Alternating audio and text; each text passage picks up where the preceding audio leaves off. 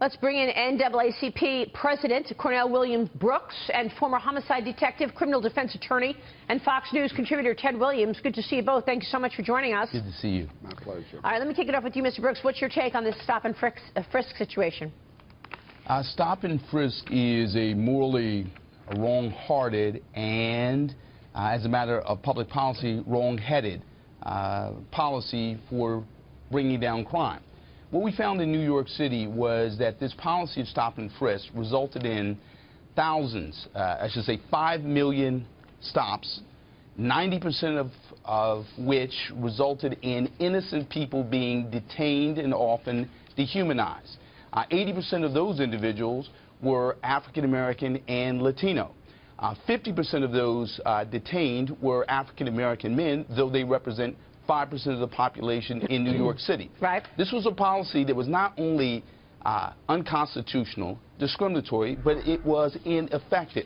There are smarter, more strategic ways of bringing down crime than criminalizing a group of civilians who are in fact innocent. Well, this is not a good policy. That could not be any more different than what we're reading in the Journal this morning in an op-ed from Rudy Giuliani, Ted Williams. And basically he's saying the complete opposite, that we know there is evidence that in fact it took crime numbers down in New York. What's your take? Well, Cornell is not wrong that it was found, the stop and frisk in New York, to affect a disproportionate amount of the society, meaning black and Latinos. But let me just say from the onset here, stop and frisk is constitutional. There's a case, Terry versus the state of Ohio, a Supreme Court decision that makes it constitutional. What happened in New York was it went before a U.S. District Court judge who found it to be unconstitutional, meaning stop and frisk.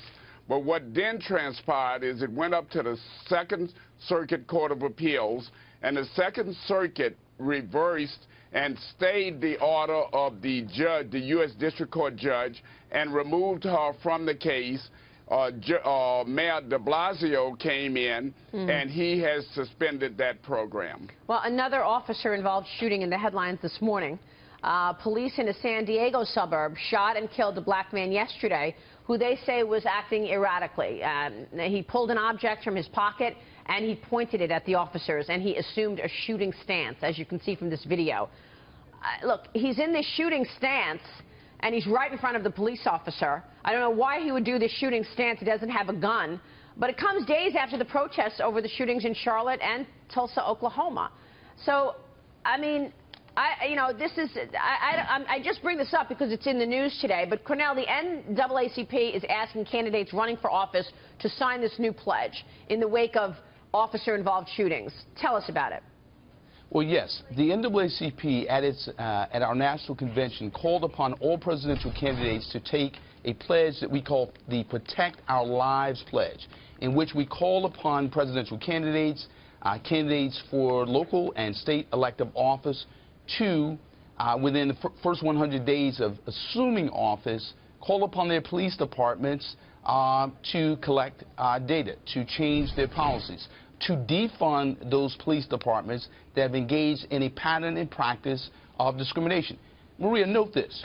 When a young black man is 21 times more likely to lose their lives at the hands of the police than their white counterparts. When an unarmed black man is 7 times more likely to lose his life at the hands of the police than his white counterparts. We have a crisis in American policing. We have practices that are both discriminatory, ineffective, and I beg to differ, unconstitutional.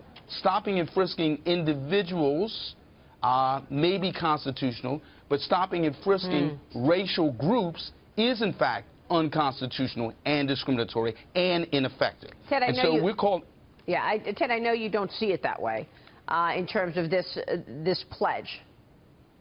Well, I think that it's a good first start, but I think that, if you notice, there's already a Justice Department Civil Rights Division that will go into places like Ferguson and elsewhere, and if they find that there are abuses there, that they can, in fact, act for defunding in those venues or through the courts.